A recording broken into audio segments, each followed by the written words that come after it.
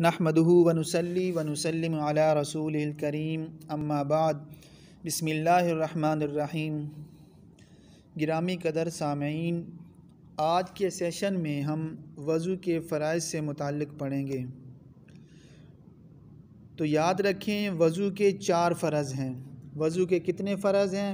4। Number 1, दोनों हाथ कोहनियों समेत धोना। नंबर 2, पूरे चेहरे को धोना।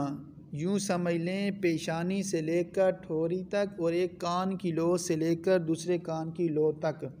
और नंबर 3, चौथाई सर का मसा करना, यानी चौथाई सर को धोना, ये वज़ू में फ़र्ज़ है।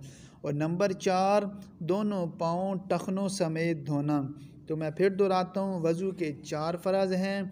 नंबर 1, दोनों हाथ कोहनियों समेत धोना। नंबर 2, मुकम्मल चेहरे को धोना।